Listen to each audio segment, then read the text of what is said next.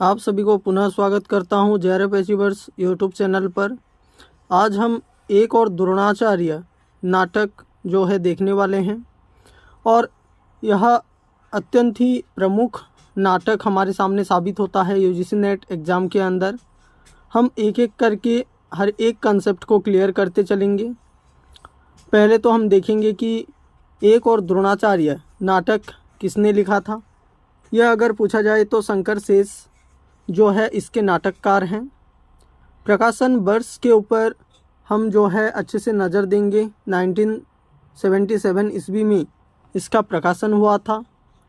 इसके कुल अंक जो है 2 अंक आपके सामने आता है और इसमें कुल 11 दृश्य हमारे सामने प्रस्तुत होता है।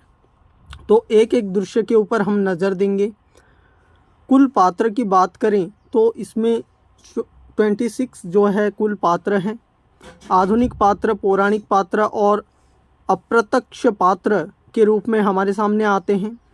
तो आधुनिक पात्र के ऊपर हम जब नज़र देते हैं तो 11 जो है आधुनिक पात्र हैं, पौराणिक पात्र भी 11 हैं और जो है 4 अप्रत्यक्ष पात्र हमारे सामने उपस्थित होते हैं। तो हमने क्या क्या देखा। एक और द्रोणाचार्य के लेखक कौन हैं? शंकर शेष। प्रकाशन वर्ष जो है 1977 ईस्वी और इसमें कुल 2 अंक हैं। कुल दृश्य 11 दृश्य के अंदर जो है डिवाइडेशन किया हुआ है।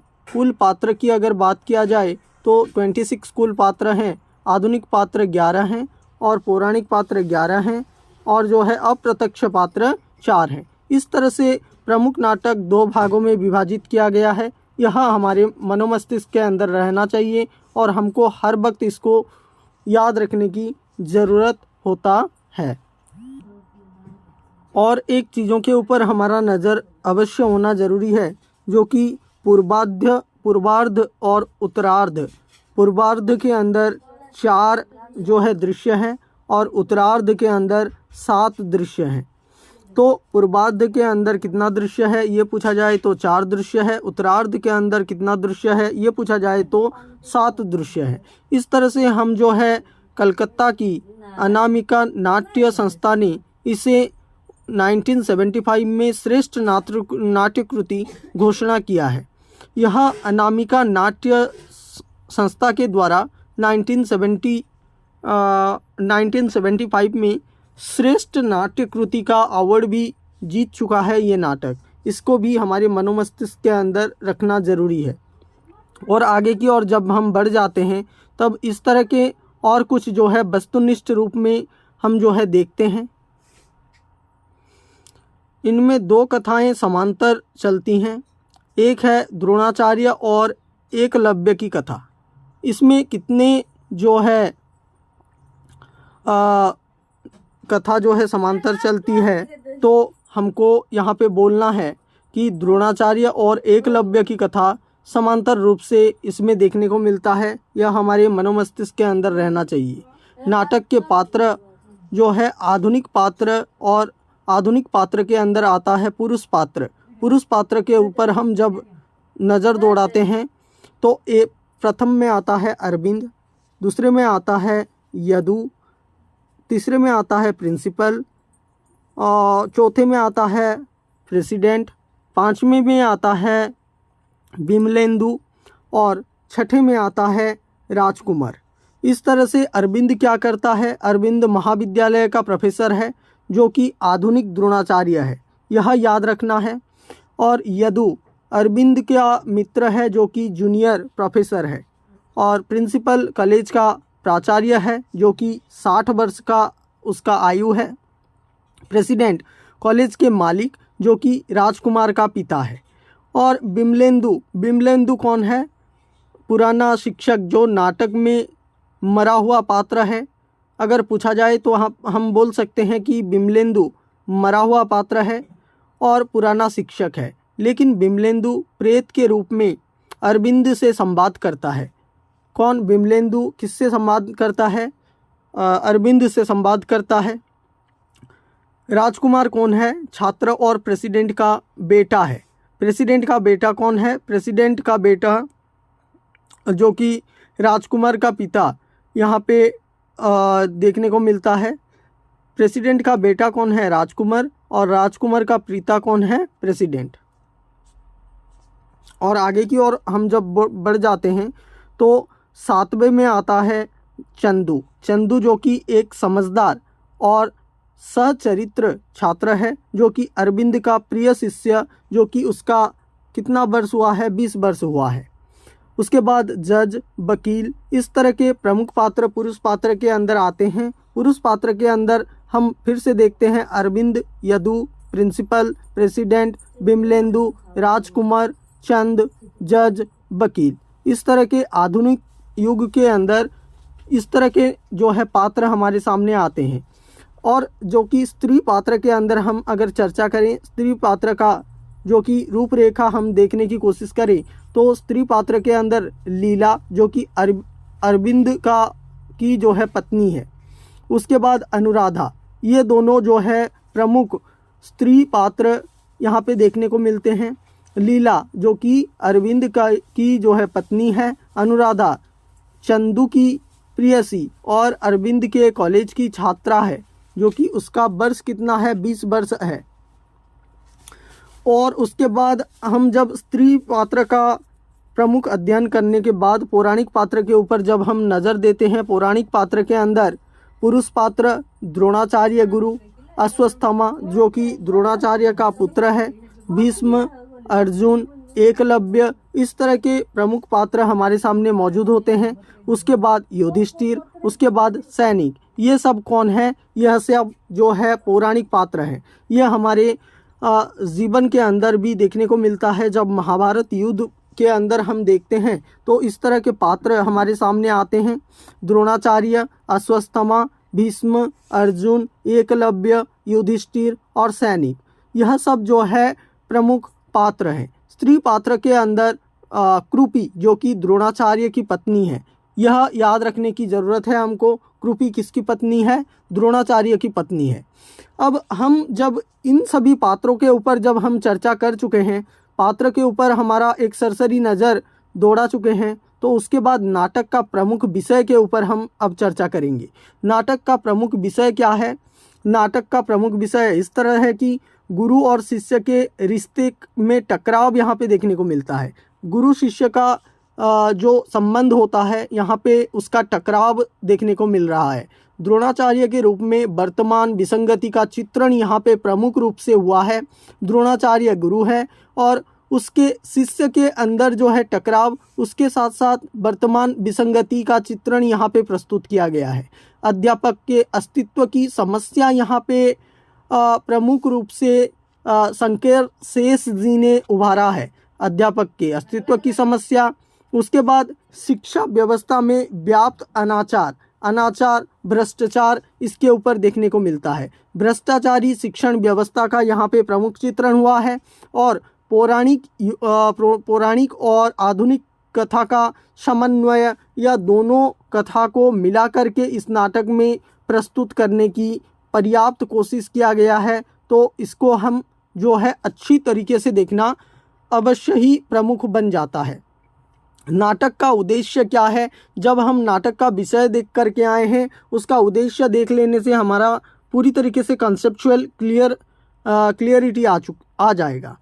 तो इस नाटक के द्वारा वर्तमान शिक्षा जगत में व्याप्त भ्रष्टाचार, पक्षपात, राजनीति, घुसपैठ, आर्थिक एवं सामाजिक दबावों के चलते निम्न मध्यवर्गीय व्यक्ति के असहाय बेबस चरित्र को उद्घाटित किया गया है। तो इस नाटक को पढ़ने के बाद हम वर्तमान शिक्षा जगत में व्याप्त जिस तरह का भ्रष्टाचार है, पक्षपात है, राजनीतिक जो घुसपैठ है, आर्थिक एवं मानसिक दबावों का एक स्पष्ट चित्र हमारे सामने प्रस्तुत होता है इस नाटक के आधार पर। उसके बाद इस नाटक का उद्देश्य केवल पौराणिक गाथा को दोहराना नहीं है। इस नाटक का उद्देश्य यह है कि उसके माध्यम से किसी सूक्ष्म से सूक्ष्मतर मानवीय सत्य को खोजना है। मतलब असत्य से सत्य की और खोज का यहाँ पे जो है एक रूप विकसित हुआ है। मानव के अंतस्थ में गहन अंधेरे में बैठकर उस बिंदु को छूकर एक ऐसी हलचल मचा देना है जिसे व्यक्ति उन पौराणिक घटनाओं को नए संदर्भ में देखने, समझने और स्वीकारने की कोशिश कर सके। मतलब पुराने चीज़ों को लेकर के नए पीढ़ी को संवाद देना, संवाद को प्रसारित करना इस नाटक का प्रमुख उद्देश्य है। उद्देश्य जब हम जान चुके हैं तो नाटक के मूलतः दो समस्याओं को उठाया गया है। कौन कौन से दो समस्याओं को उठाया गया है? एक समस्या है शिक्षा व्यवस्था में व्याप्त अनाचार की समस्या। एक समस्या क्या है? शिक्षा व्यवस्था में व्याप्त अनाचार, भ्रष्टाचार की समस्या को यहाँ पे पूर्ण रूप से विकसित किया गया है।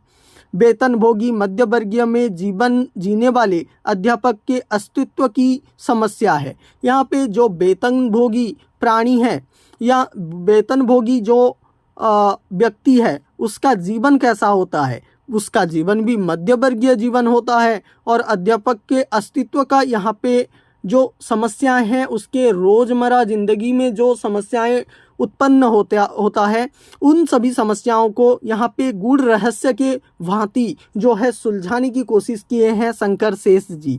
और इसके अंदर प्रमुख और कुछ चीज़ों को हम जब देखते हैं तो नाटक के मंचन कहाँ कहाँ पे हुआ है, यह भी पूछा जा सकता है हमारे यूजीसी नेट एग्ज़ाम के अंदर। और एमसीक्यूज़ बेस क्वेश्चन बनता है, तो इसको आप गहन अध्ययन के रूप में लिए और अपने नोट कॉपी में लिखते हुए चलें।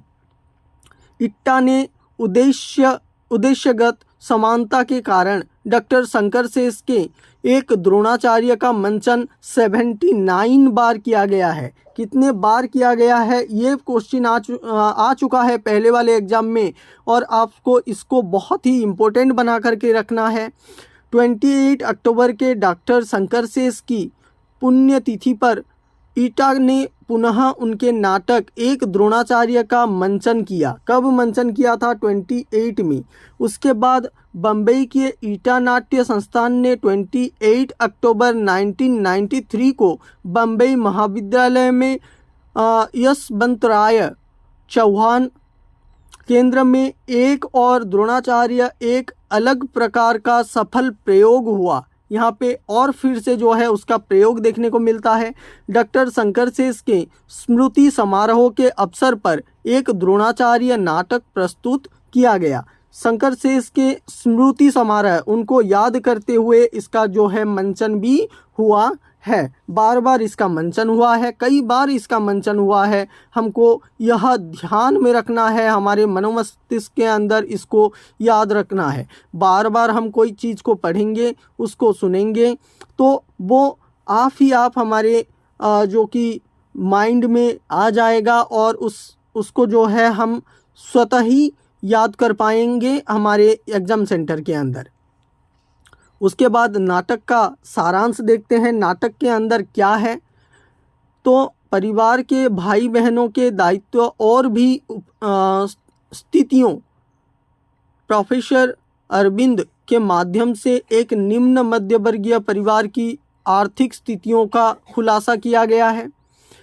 प्रोफेसर अरविंद का साथी अध्यापक इन्हीं आर्थिक स्थितियों का वास्ता देकर प्रोफेसर अरविंद से आदर्श का थोथा ढंग ढोने को मना करते हैं।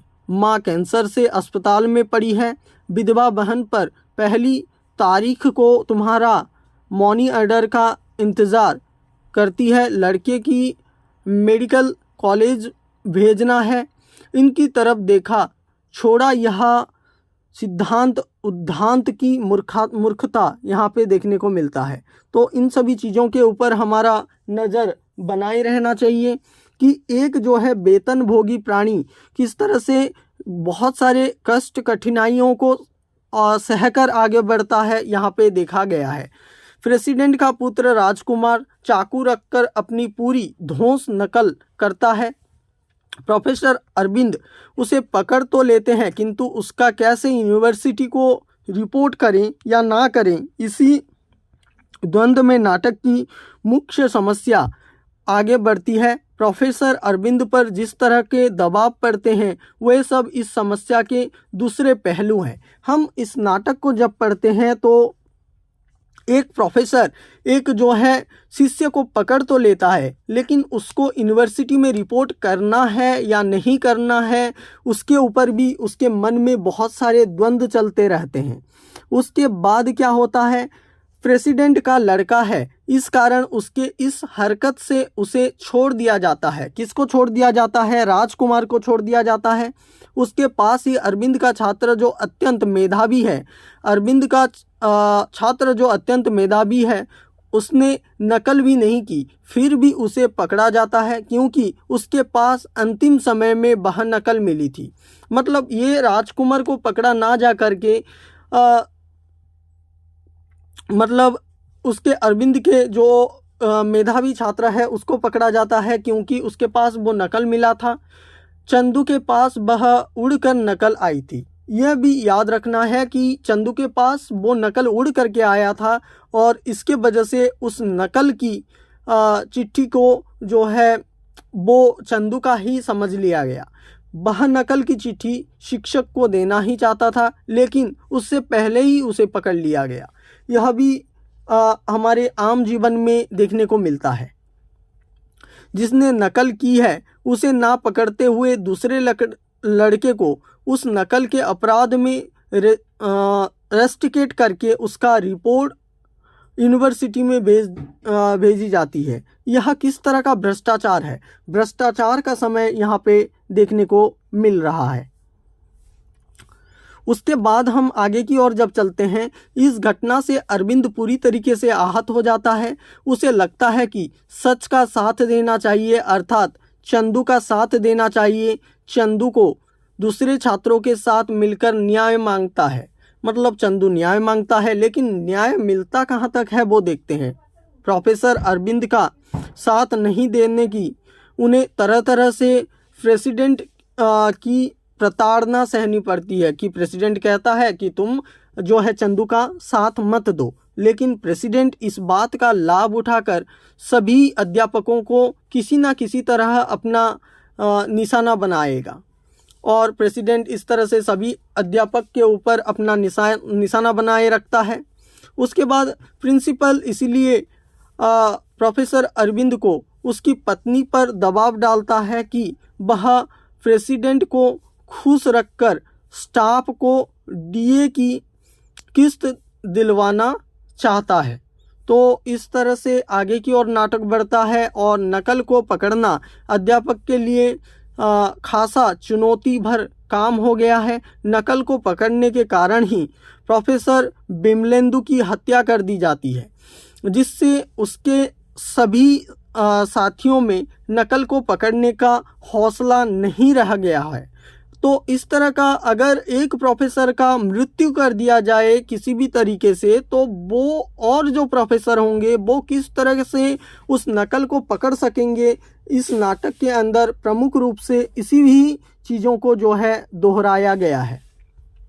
हर बार बिमलेंदु अरविंद के यादों में आता है और उसे समझाता है कि तुम सच्चाई का साथ मत दो, नहीं तो तुम्हारी भी तुम्हारे परिवार की भी यही हालत होगी जो मेरी या मेरा हुआ है। झूठ का सहारा लेकर अपनी प्रगति करो। दोस्त सब अरविंद को ही यही समझाते हैं कि उसे झूठ का साथ देना चाहिए, लेकिन अरविंद उस झूठ का साथ कहाँ तक देता है हम आगे की ओर देखते हैं। प्रिंसिपल अरविंद को अगला प्रिंसिपल बनवाने का भी लालच देते हैं।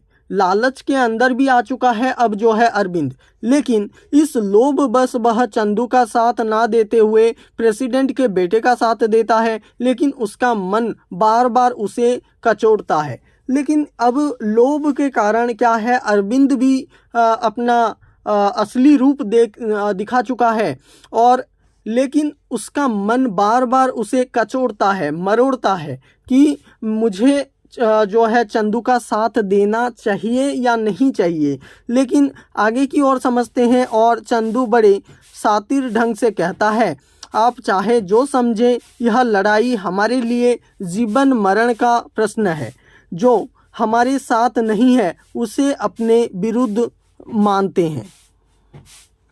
और इस तरह से आगे की ओर बढ़ता है उसके बाद होता क्या है, दूसरी कथा द्रोणाचार्य की नाटक में चलती है, जो विमलेंदु अरविंद को कह रहा है द्रोणाचार्य ने किस तरह अर्जुन के विश्व का सबसे बड़ा धनुर्धर बना दिया था। एकलव्य का गुरु दक्षिणा में अंगूठा लिया था ताकि एकलव्य अर्जुन से मैं बढ़कर धनुर्धर विद्या में पारंगत बन सके। इस व्यवस्था ने किस तरह चंदू से एकलव्य जैसे मेधावी छात्र को पीछे धकेल दिया है। तो जो पौराणिक विषय को साथ लेकर के यहाँ पे जो है समझाने की कोशिश कर रहे हैं, लेकिन वो कहाँ तक समझते हैं। उसके बाद राजकुमार अनुराधा नामक उसी कॉलेज की एक छात्रा का बलात्कार करने की कोशिश करता है। किसका, यह भी याद रख लें कि अनुराधा का जो है नामक उसी कॉलेज की एक छात्रा का बलात्कार करने की कोशिश करता है, लेकिन वह अरविंद अपने आँखों से देखता है। कौन उसे अपनी आँखों से देखता है? अरविंद उसे अपने आँखों से देखता है, लेकिन अरविंद अब क्या कर सकेगा? अरविंद का अब क्या हो सकेगा? अरविंद अपनी आँखों से देखता है, उस घटना का गवाह अरविंद है। किसका, मतलब जो राजकुमार जो है अनुराधा का बलात्कार करने की कोशिश कर रहा था, लेकिन यहाँ पे अरविंद उसको देखता है। अरविंद लगता है कि इस बार तो कम से कम अनुराधा का साथ दूंगा। अब क्या लगता है अरविंद को? अरविंद को लगता है कि मैं उस समय तो कुछ नया ना कर सका, लेकिन अब तो मैं किसका साथ दूंगा? अनुराधा का साथ दूंगा। लेकिन अनुराधा अपने घर वालों के विरोध में जाकर न्याय मांग रही है। उसे लगता अरविंद सर साथ देंगे, लेकिन अनुराधा को पता नहीं है कि वो अनुराधा कौन थी, या अनुराधा का प्रेमी चंदू है जो अनुराधा के न्याय मांगने के लिए प्रेरित करता है। लेकिन अरविंद कब तक साथ देंगे, यह भी एक इम्पोर्टेंट बन जाता है। इसको भी याद रखें कि अनुराधा कब तक जो है इस सच्चाई को घेरे रहेगी। अनुराधा को तो पहले अरविंद कहता है कि मैं सच्चाई का साथ दूंगा, किंतु जैसे ही फ़ोन की घंटी बजती है और प्रेसिडेंट उसे बताते हैं कि अनुराधा के पिता ने 5,000 देकर पूरा मामला रफा दफा कर दिया है, यह भी एक इम्पोर्टेंट पॉइंट बन जाएगा। आपको इसको ध्यान में रखना है कि कितना रुपए दे करके अनुराधा के पिता ने जो है मामला रफा दफा करने के बारे में कहा है। तो 5,000 रुपये दे करके मामला रफा दफा करने के बारे में कहा है। लेकिन अनुराधा के पिता घटना को बढ़ाना नहीं चाहते और प्रेसिडेंट बढ़ा देना नहीं चाहते। और यहाँ पे दो कंसेप्ट है कि पिता भी अनुराधा उनके बेटी हैं तो उस मामले को बढ़ाना नहीं चाहते, और प्रेसिडेंट बढ़ा देना नहीं चाहते। इस वजह से अरविंद को भी रोका जाता है।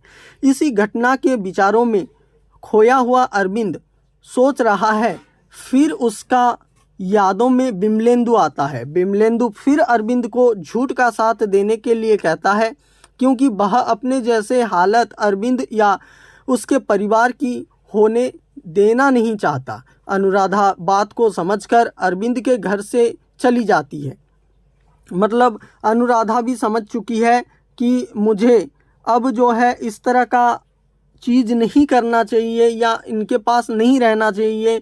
उसे अब यह समझ आया है कि अरविंद सर अब उसका साथ नहीं देने वाले। यह भी हम देख रहे हैं कि किस तरह से एक पॉइंट को बार बार जो है हाईलाइट किया जा रहा है, और हाईलाइट करते टाइम आप जो है याद रखें, अनुराधा बात को समझकर अरविंद के घर से चली जाती है। उसे अब यह समझ आ गया है कि अरविंद सर अब उसका साथ नहीं देना चाहते हैं।